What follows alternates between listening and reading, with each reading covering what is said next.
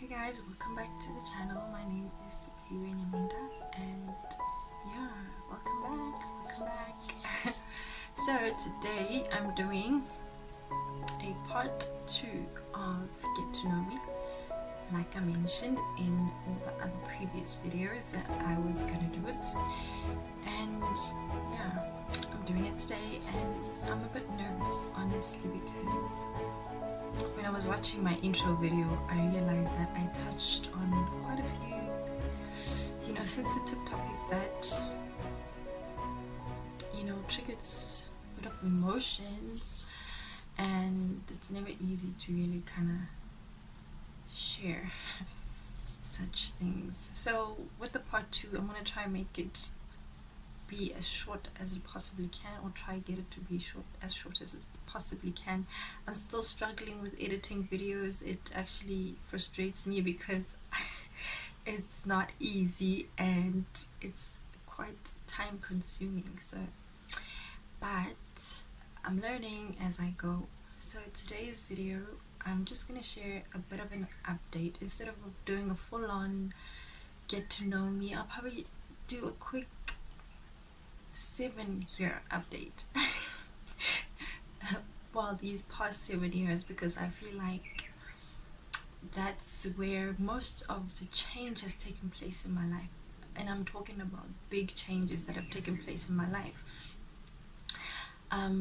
So yeah, I wrote down quite a bit of stuff so that I don't forget what I have to say. For the first time, I actually wrote something down so that I don't mumble and go off tangent and just pausing and all that stuff like I did in the previous videos. So yeah, anyway, I'm gonna start off with sharing. Okay, fine, I mentioned in the other videos that I was off social media for a while, and it was due to reasons that I know I didn't really mention much, but it was more of like emotional and kind of like mental health. Before even mental health became a thing, I was going through some emotional and mental health stuff that...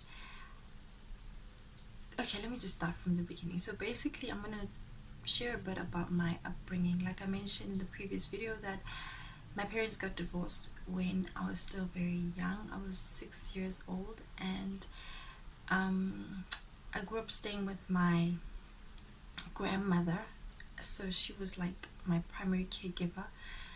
And so with the divorce and everything that happened, it was quite, it was hectic, it was traumatizing for me. So I kind of just, we never really dealt with it as a family, and I have also never had like the chance to really deal with it. And it kept coming up like in my 20s, in my teens, like small things would just trigger emotions, and just certain things that were uncomfortable to kind of deal with. So the reason why I don't want to go into detail, because yeah, it's still a process of healing. I still haven't fully kind of just dealt with it. I think we never really fully just recover from certain experiences. But yeah, in my 20s, I kind of like just... Okay, I'm gonna pause. Okay, so I had stopped recording and I had to just pause. I had gone off tangent again, and I just needed to just get it together. Okay, so yeah, the reason for this part 2 is just an update basically as to what was happening. All the time that I've been off social media, being off Facebook and Instagram. I mean, I feel like in this day and age, we kind of just like have that, is it like a desire to share just a bit about ourselves. Like, we don't have to go into details, but just be a bit transparent. My sister shared something on her WhatsApp the other day, and she said that she's learning about this whole vulnerability thing of just being open and being vulnerable and transparent, because I feel like it's somewhat therapeutic. It helps a bit just to open up and just share a bit. So I'm gonna do a bit of an update, like a 7-year update, as to what has been happening in my life in these past 7 years. So starting off in 2015. Okay, I'm going to give a rough background of my upbringing. So I grew up in a family where my parents got divorced. I think my parents' divorce really impacted our lives in a very huge way, but we just didn't realize it at that time. And I think as we grew up, that's when we started realizing that, you know what, certain things were not right.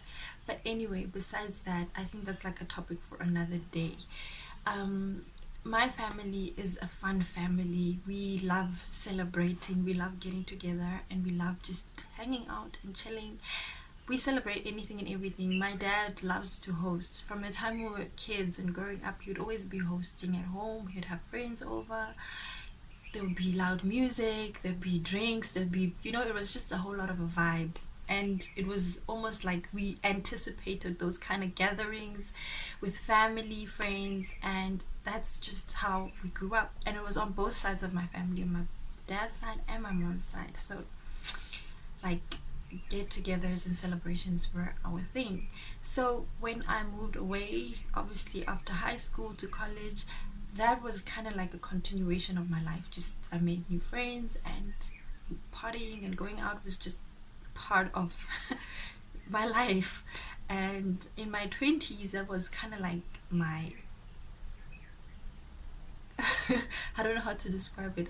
I would go out often with friends, and going out during the week, during school time, like, because obviously college varsity student nights are on a weeknight, on a Wednesday night. So that's what kind of like my life was like at the time, hanging out with friends, going out and just having a good time. And I didn't realize that it was affecting me negatively. I kind of just brushed it off because I'd have a lot of highs and lows, and I did not understand, okay, what is it, what's going on, until I was like in my mid-20s, and I was like, something's not right. I started going for counseling here and there. I wasn't consistent with it, but I stopped at a certain point. In 2015, that's when I was like, you know what, I've had enough. Like, I'm done. I'm just tired of all this emotional roller coasters. I just need to figure out my life and figure out what is the purpose of my life. So that's when I got off social media. I was still on Instagram, I think, for just a couple of years after that. And then there I was working in a very good company. I was doing quite well and okay, I think. And then I think one of the other things that really just threw me off, I lost a colleague of mine where I was working, and I was not okay. Like, emotionally, I just did not know what was wrong. I did not understand what was going on with me. So I was just like literally praying about it. Like, I just wanted to know what was the next step in my life. I just felt like I've been through a whole lot of stuff, like wrong relationships, messed up relationships, wrong choices, like one bad choice after another. It was just a bit too much for me to handle. So I was just like, God, I need a break. I just need a sense of direction, and I need you to lead me and guide me and just tell me what to do next. And by the time December 2015 came, I decided that, you know what, I'm gonna resign. And yeah, I resigned from my job. And then 2016 came along, and I went back home. I've always been a daddy's girl. My dad and I have our like good and bad moments. We have our tiffs and squabbles here and there. It's gonna be hard editing this video. But yeah, anyway, let me continue. So I was already in 2016, but then a highlight in 2015 that happened was, for the first time in my life, I spent my New Year's Eve outside of the country. I was in Namibia on New Year's Eve, and I enjoyed that. I think for me that was like something that I needed, and I somehow knew that I was gonna go back to Namibia. It was so much fun. And then yeah, so again, back to 2016, I was back home January, and I was having conversations with my dad. I was like, I don't know what I'm gonna do next, but I am considering moving to Namibia. And he was cool with that, surprisingly. And I thank God for my dad, because he gave me like room to make mistakes. Him allowing me to say okay, fine, you can go to Namibia, that was like wow. And the way everything unfolded, the way everything just happened, and just the doors that opened up for me to be able to move to Namibia in 2016, I just knew that it was just God's grace. And so yeah, 2016 I was in Namibia. Things were a lot different for me, because I couldn't run back home whenever I wanted, whenever I faced challenges like I was used to doing. I had to learn to be quite independent, and I was isolated basically. I was away from everything that I knew, everything that I was used to. My sister, my family, my siblings, like just everything that I knew. I didn't even drive there, I didn't go with a car, so I was dependent on like transport from other people, and I didn't have much friends. I think I only had like 3 friends that I used to hang out with, and probably only one of them I'm still communicating with right now. And it was a change that I needed, and it came at the right time. So 2016, that's where in Namibia, that's where I met my husband, and we're dating at the time. And yeah, fast forward to 2017, the beginning of 2017, we moved back to South Africa. My husband is originally from Zimbabwe, so he studied in South Africa and moved to Namibia, and then we now moved back to South Africa. And then yeah, things were a bit like hectic and just rough, because it was like a new move for, you know, like everything that had just happened in 2016, like everything was good, like financially we were okay at the time, and now it's 2017 and it's yeah. So we're deciding what is the next step, and we're dating, and we're starting off with like the lobola stuff, negotiations, discussing getting married. So 2017 came along, and we now back in South Africa, and it was like, okay, what is next? By June we had gone for our pre-marriage counseling at church, and then by December 2017 we had gotten married. I'm gonna rush through the rest of the video because I've been pausing and just continuing, and it's I'm now I don't know, I feel like I'm just emotionally kind of drained from just sharing so much. And yeah, but 2017 we got married. Early 2018 we found out that we were pregnant, and that was like exciting but scary at the same time, because things were not as like, we hadn't planned much. We had just gotten married, and now we found out that we're pregnant, and we actually thought that we were going to take a while to actually fall pregnant. So but yeah, October came, and I gave birth to our beautiful baby girl, our princess, our literally, she's like the life of our household. She's just a vibe and just so much joy. And yeah, so 2018 we have our daughter. And yeah, like as in with every marriage, you know, there's so much to learn. We were learning a lot from each other, like we were growing together and learning, and just learning our differences, learning to get along. And that was just an interesting time. And then 2019 came along, and then 2019, what was the highlight for 2019? I think the highlight for us was probably hosting prayer group. So my life had literally changed from me being that partying girl who used to go out every other Wednesday. Now we were hosting a prayer group, prayer meetings on Wednesday evenings at home. I thank God for my husband, because he is like a natural born leader. He leads. Like whenever he gets the opportunity to lead, he takes it with both hands, and he does a great job at it. So yeah, he encouraged me to just step up in basically every area of my life. And then 2019 went by, and 2020 came along, and then 2020 was just a crazy year, man. 2020 was an uncomfortable year. It was the year that I lost my cousin, my dear cousin Shamaine.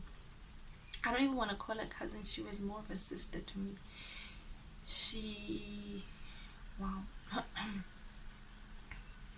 was there, like when my parents were going through a divorce. Like, she helped my mom raise us. Basically, she was taking care of us, and her passing literally just